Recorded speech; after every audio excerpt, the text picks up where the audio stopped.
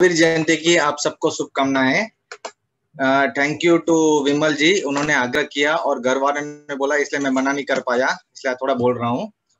अभी कुछ समय में 10 मिनट 5-10 मिनट के अंदर हमको कुछ सीक्रेट सीखना है तत्व ज्ञान का। तो मैं आप सबसे प्रार्थना करता हूँ कि आप ध्यान से सुने इसको। तो हम सीधा चालू करते हैं टॉपिक को।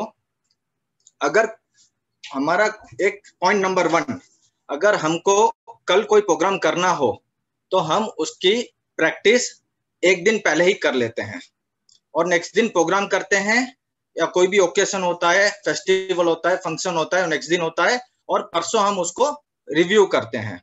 फॉर एग्जाम्पल, आज हमारे घर में अपने बच्चों का बर्थडे है समझो कल, तो मिनिमम एक दिन पहले हम उसकी तैयारी करते हैं। केक हो गया, गिफ्ट हो गया, जो भी है सब हम तैयारी करते हैं मिनिमम एक दिन। और जिस दिन फंक्शन होता है उस दिन फंक्शन करते हैं और उसके नेक्स्ट दिन रिव्यू करते हैं कि कैसा रहा फंक्शन, गिफ्ट कैसी आई, कुछ कमी रह गई तो कैसे इंप्रूवमेंट कर सकते हैं। बरोबर है ना? वैसे घर में भी लेडीज लोग के लिए भी, आज कोई फंक्शन है, आज कोई मैरिज है, तो लोग एक दिन पहले ही प्रिपेयर करते हैं मिनिमम। हो सकता है 1 महीने पहले भी प्रिपेयर करें, लेकिन मिनिमम हम प्रिपेयर करते हैं एक दिन पहले। और फिर फंक्शन होता है और उसके बाद रिव्यू करते हैं, भाई बुआ जी थोड़ा खाने में थोड़ा तकलीफ हो गई, माफ करना, ओके, कुछ कमी रह गई हो तो माफ करना, और रिव्यू करते हैं और उसमें कैसे इंप्रूवमेंट कर सकते हैं वो सोचते हैं। हमारा जेंट्स के बारे में सोचते हैं, जैसे अपनी कोई मीटिंग होती है समझो 4-5 मीटिंग है कल, तो आज हम पूरा उसका प्रिपरेशन करते हैं कि हमको क्या क्या करना है, क्या क्या बोलना है, कहाँ पे क्या पॉइंट्स बताने हैं, पूरा प्रिपेयर करते हैं हम। फिर नेक्स्ट दिन मीटिंग करते हैं और उसके नेक्स्ट दिन हम फिर से मिनट्स ऑफ मीटिंग बनाते हैं, रिव्यू करते हैं उसको कि क्या क्या पॉइंट छूट गए या नेक्स्ट मीटिंग में फिर कैसे करूंगा, वो सब हम उसको रिव्यू करते हैं। यहाँ तक क्लियर हो गया? जैसे विमल जी है, महावीर जयंती का प्रोग्राम था आज 25 तारीख को, तो उन्होंने मिनिमम एक दिन पहले, हालांकि वो 10 दिन से तैयारी कर रहे हैं, 15 दिन से तैयारी कर रहे हैं, ओके, लेकिन मिनिमम एक दिन पहले तो कोई भी तैयारी करता है। कल भी सबको फोन कर रहे हैं, सब रेडी रहना, ये रहना, ओके। और आज फंक्शन कर रहे हैं, आज फंक्शन खत्म हो जाएगा विमल जी का, उसके बाद वो कमेटी में मिलकर फिर से रिव्यू करेंगे कि क्या कमती हो गया, कहाँ पे कुछ टाइम ज्यादा लगा, कहाँ कम लगा, नेक्स्ट टाइम कैसे इसको और इम्प्रूवमेंट कर सकते हैं। बरोबर है ना? ओके।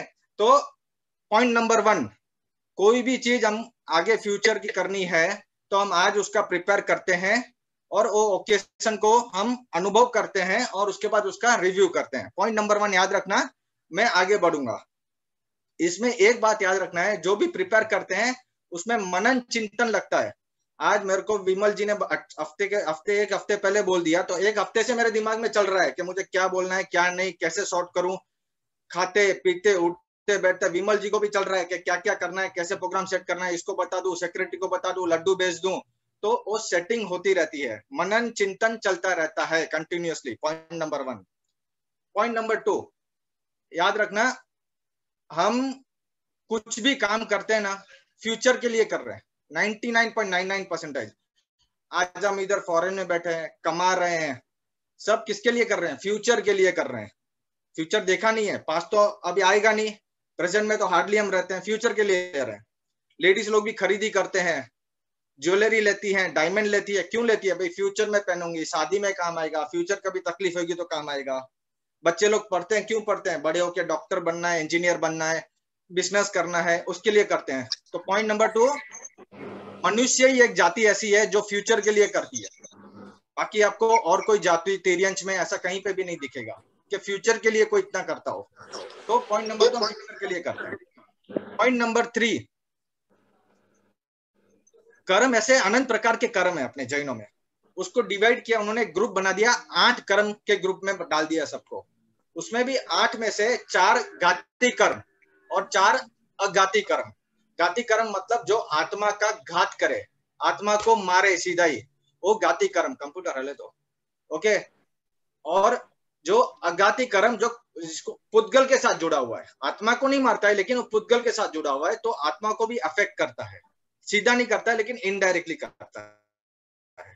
तो बताएंगे कोई 8 कर्म के नाम? जैसे आत्मा का घात करते हो, ज्ञानावर्णीय, दर्शनावर्णीय, मोहनीय और अंतराय, ये 4 कर्म आत्मा को घात करते हैं।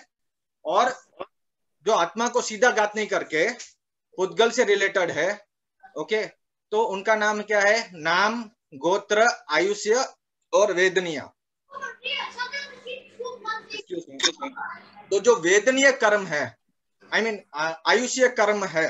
ओके, आयुष्य कर्म कब बंधन होता है हमारा? ये डिसाइड करता है आयुष्य कि हमारा नेक्स्ट भाव कौन सा होगा। 4 गति है, मनुष्य, नरक, तिर्यंच और देवलोक। चलो नरक तिर्यंच हमने देखा नहीं है तो आप मानो नहीं मानो, लेकिन सब लोग मानते हैं। हेल नरक बोलते हैं, हेवन बोलते हैं, स्वर्ग बोलते हैं, देवलोक बोलते हैं। मनुष्य लोग तो हम है ही, देख ही रहे हैं। तिर्यंच तो हम देखते ही हैं, जितने भी जानवर हो, चाहे पानी में रहने वाले हो, चाहे जमीन में, चाहे उड़ने वाले पक्षी हो, ये सब तिर्यंच में आते हैं। जीव मकोड़े सब कुछ। तो हम ही हमारा नेक्स्ट भाव कौन सा होगा ये तय कौन करता है? आयुष्य कर्म तय करता है। वो कब तय करता है? जब हमारा 2/3 ऑफ लाइफ हमारा खत्म हो जाता है और बैलेंस 1/3 बचता है, तभी वो डिसाइड हो जाता है कि मेरी गति कौन सी होगी। वो डिसीजन होता है कि उस टाइम पे मेरे विचार कैसे होंगे, मेरे भाव कैसे होंगे, वो डिसाइड करते हैं। वो भाव कैसे होते हैं उससे हिसाब से हमारा नेक्स्ट भाव होता है। कभी कभार ऐसा होता है कि वो मिस हो जाता है। फॉर एग्जाम्पल 90 साल की किसी की उम्र हो तो 2/3 यानी 60th ईयर में उसका डिसाइड हो जाता है कि उसकी नेक्स्ट भाव कहाँ पे होगा। ऐसा नहीं कि लाइफ के जब मरता होगा तभी डिसाइड होगा, नहीं, पुनर्जन्म आपका 2/3 लाइफ होते ही हो जाता है। बाई चांस वो मिस हो गया, हार्डली मिस नहीं होता है लेकिन कभी कभार मिस होता है कोई गुणस्थान के हिसाब से, तो जो बैलेंस बचे उसके 2/3 जीने के बाद होगा। तो बैलेंस 30 बचा है तो 30 का 2/3 कितना होगा? 20। तो 60 + 20 उसका 80 ईयर्स में उसका डिसाइड होगा। बाई चांस उसमें भी बच गया, उसका उदय नहीं आया, तो बैलेंस का 2/3 तो 10 में से 2/3 तो 86.33 में या जो भी है नंबर लगा लेना, फिर उसका 2/3 उसका 2/3 लास्ट में अपनी जो मौत आएगी ना, नेक्स्ट भाव जाना होगा, उसका भी 2/3 में डिसाइड हो जाएगा कि हमारा भाव कहाँ कौन सी गति में जा रहा है। उसमें भी कौन सी गति कहाँ जा रहा है वो डिटेल है, उसका हम बात नहीं करते हैं। लेकिन ये बात सुनते ही ज्ञानी पुरुषों को टेंशन हो गई अपने फ्यूचर की, क्योंकि ये पंचम काल चल रहा है। पंचम काल में मोक्ष है नहीं कि हम सीधा मोक्ष में चले जाएंगे, हमको जन्म तो लेना ही पड़ेगा। तो जन्म लूंगा तो मैं कहाँ लूंगा? कुत्ता बनूंगा, बिल्ली बनूंगा, तिर्यंच में जाऊंगा, मछली बनूंगा, चिड़िया बनूंगा, क्या बनूंगा? मैं मनुष्य बनूंगा। मनुष्य में भी कौन सी जात में जाऊंगा, कौन से माँ बाप मिलेंगे? ओके, तो ज्ञानी पुरुषों को चिंता हुई फ्यूचर का। पॉइंट नंबर 2, हम आज जो भी करते हो फ्यूचर के लिए करते हैं, बरोबर? तो उनको भी लगा कि हम कुछ करें ऐसा कि हमारा फ्यूचर सिक्योर हो, फ्यूचर अच्छा हो, हमको अच्छी गति मिले। तो उन्होंने क्या सोचा? पॉइंट नंबर 1 पे गए, तो मुझे फ्यूचर का कुछ करना है तो मुझे आज उसका प्रिपरेशन करना पड़ेगा। ओके, तो उन्होंने अपने में यहाँ पे कैलेंडर चलता है, 12 महीने हैं और शुद्ध वध विक्रम संवत बोलते हैं, 15-15 दिन होते हैं, शुद्ध में 15, वध में 15। तो उन्होंने क्या किया? पहले दिन सोचा कि मैं कल धर्म करूंगा, मैं कल तिथि पालूंगा, मैं कल छठा आवश्यक करूंगा, मैं कल उपवास करूंगा, मैं कल एकादशी करूंगा। तो जैसे ही हमने कल सोचा कि कल है मुझे करना है तो मैं आज उसका प्रिपरेशन करूंगा। जैसे विमल जी ने है आज मुझे बनाना है, आज महावीर जयंती, तो उन्होंने प्रिपरेशन किया मिनिमम 1 दिन पहले। आज मुझे बर्थडे बनाना है मेरे बच्चों का, तो 1 दिन पहले हम लोग प्रिपरेशन करेंगे। आज बच्चों को एग्जाम है कल, कोई पूरा साल नहीं पढ़ता होगा लेकिन 1 दिन पहले तो जरूर पढ़ेगा कि कल एग्जाम है मेरा, बरोबर है? बच्चों का भी एग्जाम्पल, हाँ। तो 1 दिन पहले प्रिपेयर करेंगे हम। तो कल फिर दूसरे दिन मैं तपस्या करूंगा, जो मैंने किया, तिथि पालूंगा, छठ आवश्यक करूंगा, पूजा करूंगा, पाठ करूंगा, उपवास करूंगा। और तीसरे दिन में खत्म हो जाएगा, फिर हम रिव्यू करेंगे। बच्चे लोग होता है ना, एग्जाम खत्म होने के बाद फिर चेकते ना, ओ ये क्वेश्चन मेरा छूट गया, मैंने गलती कर दी, ये नहीं करना था, नेक्स्ट एग्जाम में मैं ख्याल रखूंगा। हमारा भी होता है ना कि शादी में ओ ये हमारी कमी हो गई, इसको नहीं बुलाया, ये नहीं आया, इसको कुछ खाना था, ये नहीं बनाया, तो रिव्यू होता है। तो 3rd दिन हम रिव्यू करते हैं। फिर 4th दिन को फिर से हमने डिसाइड किया कि मैं कल फिर से धर्म करूंगा, और 5th को हम धर्म करते हैं, 6th को रिव्यू करते हैं। तो वैसे ही बीज 2nd, 5 पांचम, 8 आठम, 11 11 और 14 14 ऐसे उन्होंने लगा दिए कि ये दिन हम तपस्या करेंगे। और ये साइंटिफिकली बहुत बढ़िया भी है, बहुत अच्छे दिन भी है, हमारे आत्मा को कल्याण करने के दिन है, उसका अलग टॉपिक है। लेकिन अभी ऐसे सेटअप करने से जो फर्स्ट को है हम कल का सोचेंगे अच्छा, और 3rd को हम रिव्यू करेंगे। तो हमेशा आप देखोगे हमारे चिंतन मनन, हम चाहे कहीं पे भी हो, दुनिया का, संसार का कोई भी काम करते हो, लेकिन हमारा चिंतन मनन तो कहीं ना कहीं अच्छा ही रहेगा। तो अगर उस समय, क्योंकि आयुष्य कर्म अभी किसको भी मालूम नहीं है कि हमारी मौत कब होगी, तो ज्ञानी पुरुष को भी नहीं मालूम है कि कब होगी।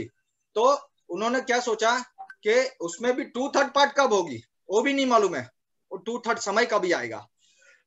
एटलीस्ट इसमें ऐसे करेंगे तो हमारे कभी विचार अच्छे रहेंगे, तो प्रोबेबिलिटी है कि उस विचार अच्छे हो तो हमारी गति भी अच्छी हो, इसलिए उन्होंने ऐसी तिथि की सेटिंग बनाई। अच्छा, अच्छे विचार रहे इसलिए। लेकिन अभी कुछ कटाक्ष कर रहा हूं। आज हमारा क्या हो गया है, जो करने वाले उनकी भी बात करता हूँ, जो तिथि पालते हैं, जो छठ आवश्यक करते हैं, धर्म करते हैं। अरे अरे, आज तो तिथि आ गई, अब क्या करना है, कल फिर से उपवास करना पड़ेगा, लीलोत्री नहीं खानी पड़ेगी। अरे अरे, क्या हो, क्या फिर से आ गया, फिर से पर्यूषण आ गया। अरे आज ही महावीर जयंती आनी थी, आज तो मुझे शॉपिंग करने जाना है, संडे है, फलाना डिकरा जो भी है, आज मुझे बैठना पड़ेगा, सबको मुंह दिखाना पड़ेगा। भाव अच्छे रखने थे। क्यों अच्छे रखने थे? क्योंकि मेरी नेक्स्ट गति सुधर जाए। जिस दिन आयुष्य का कर्म बंधन हो उस दिन मुझे अच्छी गति मिले। आज आपको अच्छी गति मिली ना, अच्छे माँ बाप मिले। ओके, नेक्स्ट भाव में नहीं चाहिए अच्छे माँ बाप, अच्छा जैन धर्म नहीं चाहिए, आत्मा की बात हो तो उसलिए करना था, अच्छा भाव रखना है हमको। लेकिन आज हम क्या करते हैं, उल्टा, उसका उल्टा करते हैं। बुरे भाव करते हैं। कराने वाले, जो कराने वाले वो भी उल्टा करते हैं कि अरे यार आज तो मेरे को खाना बनाना पड़ा महावीर जयंती के लिए, लेकिन ये 4 लोग हैं जो जैन खाना खाने आ गए, इन 4 लोगों के लिए मुझे अलग करना पड़ता है। अभी किसी के घर में हम चले जाए, कितनी तकलीफ होती है उनको पूछो, लेडीज लोग को, क्यों जैन खाना बनाना पड़ेगा। कटाक्ष कर रहा हूँ, किसी की बुराई नहीं कर रहा हूँ। अभी ये कहाँ से आगे जैन खाना बनाना पड़ेगा हमको अलग से, इनके लिए बनाना तो पड़ेगा ही, आ गए खाना तो खिलाना पड़ेगा। लेकिन भाव कितने खराब कर रहे हैं देखो आप। तीसरा, अनुमोदन। अनुमोदन करने वाले भी क्या करते हैं, न करते हैं धर्म न करवाते हैं, लेकिन अनुमोदन में भी पाप करते हैं कि भाई अरे यार कहाँ 4 लोग आ गए, इन लोगों की वजह से पूरे जैस जी में जैन खाना बनता है। अरे इतने दिन हम लोग 100 लोग हैं जो नहीं खाते हैं, ये 4 लोगों की वजह से तिथि पालते हैं, हमको जैन खाना पड़ता है। वो उल्टा पाप करते हैं। ओके, हमको उल्टा ऐसा सोचना चाहिए करने वाले के लिए कि हमको अच्छा भाव रखना चाहिए। वो सिस्टम से बनाया है। जब धर्म कर रहे हैं तो चाहे महावीर जयंती कर रहे हो, जो भी कर रहे हो, ओके, पर्यूषण कर रहे हैं, जो भी धर्म अच्छे से अच्छे भाव से करे और अच्छा उसका करे। कराने वाले को भी अच्छा भाव होना चाहिए। भाई वैसे तो हम नहीं करते हैं, वैसे तो मैं पाप कर रहा हूँ 100 लोगों के लिए, चलो 4 लोगों के लिए कुछ तो धर्म तो कर रहा हूँ। अरे यार मैं तो अपने घर वालों के लिए, सबके लिए ये सब बना रही हूँ, मेरे को करना पड़ रहा है। चलो भाई कोई तो आया मेरे घर में धर्मिष्ठ, मैं उसके लिए तो कुछ करूं। आज चलो श्रमणी जी आए हैं, अब चलो भाई वैसे तो कोई नहीं आता है मेरे घर में, वैसे ही पापी लोग ही आते हैं, जो दारू या नॉनवेज खाने वाले लोग ही आते हैं घूमने के लिए और इधर उधर की बात करने वाले, ऐसे धर्म की बात करने वाले है, चलो आज उनको घर पे तो बिठाऊं, आज उनको घर पे तो रखूं। ओके, वैसा सोचना चाहिए, भाव अच्छे रखने चाहिए। करना तो पड़ेगा ही, तो भाव अच्छे क्यों नहीं रखे। अनुमोदन वाले को भी सोचना चाहिए, अरे यार पूरे साल तो पाप करता हूँ, ना मैं धर्म कर पाता हूँ, ना करवाता हूँ, तो एटलीस्ट चलो ना अनुमोदन तो करो। ये लोग आए हैं, ये लोग की वजह से मुझे जैन खाना भी मिल रहा है, या कुछ जैन का सुनने को मिल रहा है, चलो ना कुछ तो सुन लो। ओके, ये अनुमोदन भी फ्री में मिल रहा है, ये पुण्य है। ओके, तो ये अगले भाव का हमारा ये बाता है, ये हमको लेके चलना है। देखो ये भी जो कैलेंडर है ये भी बहुत बड़ा साइंटिफिक है। हमको कहा गया, हमको छुट्टी मिलती थी पहले, पूनम और अमावस को छुट्टी होती थी। आज तो संडे को छुट्टी होती है ना, तो पूनम और अमावस को कोई घर से बाहर नहीं निकलता था। प्योर साइंस है।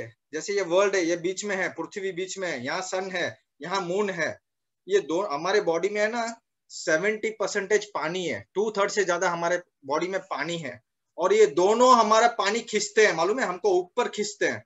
आप सोचो हमको कोई ऐसे पकड़े और एक इस तरफ से खींचा और एक इस तरफ से खींचा, हमारी हालत कैसी होगी। ये होता है पूनम में।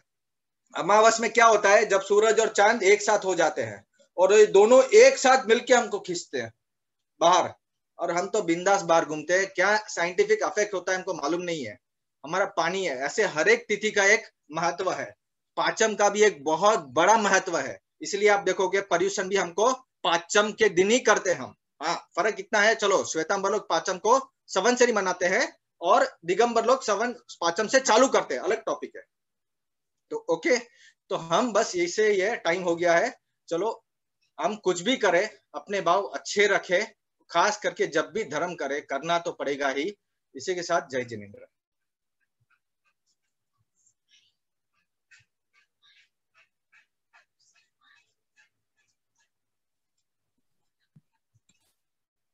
Thank you so much Shailesh भैया,